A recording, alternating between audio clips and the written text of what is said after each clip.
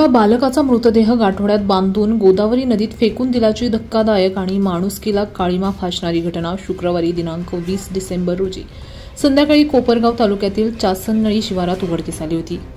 या घटनेने एकच खळबळ उडाली होती।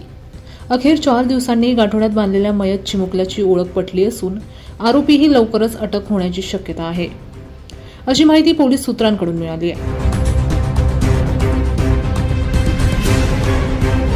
गाठोड्यात बांधलेल्या अवस्थेत चिमुकल्याचा मृतदेह आढळून आल्यानं त्याचे तपासाचे मोठं आव्हान कोपरगाव तालुका पोलिसांसमोर होतं। वरिष्ठ पोलीस अधिकारी आणि तालुका पोलीस ठाण्याचे पोलीस निरीक्षक संदीप कोळी यांच्या मार्गदर्शनाखाली पोलिसांनी अथक परिश्रम घेऊन चिमुकल्याची ओळख पटवली असून त्याच्या नातेवाईकांचा शोध लागलाय। कार्तिक ज्ञानेश्वर बदादे, वय वर्ष 4 असं मयत चिमुकल्याचं नाव असून तो साकुरेमिंग, तालुका निफाड, जिल्हा नाशिक येथील रहिवासी असल्याची माहिती समोर आली आहे। मयत कार्तिक बालवाडीत शिक्षण घेत होता व तो हुशारही होता।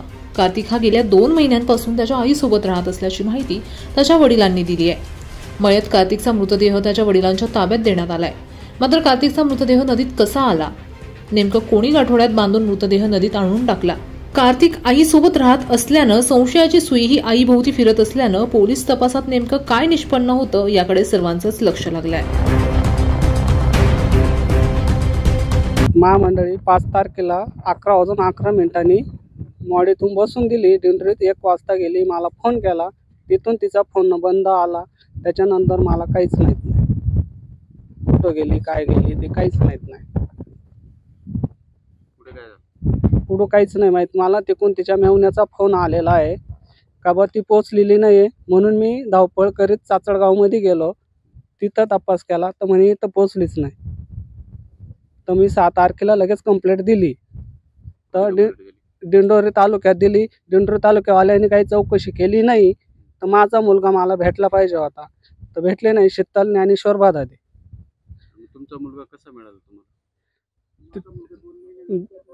भेटला 2 महिन्यानंतर भेटला मला। तसा दिवाळीला गेला, लक्ष्मीपूजन झाल्यानंतर तसा तिकडे गेला, तसा मला पाहायला भेटला नाही। तर मूर्तीवरच आणला मी त्याच्या घरी, तर मला काहीच आयडिया नाही त्याच्यातली।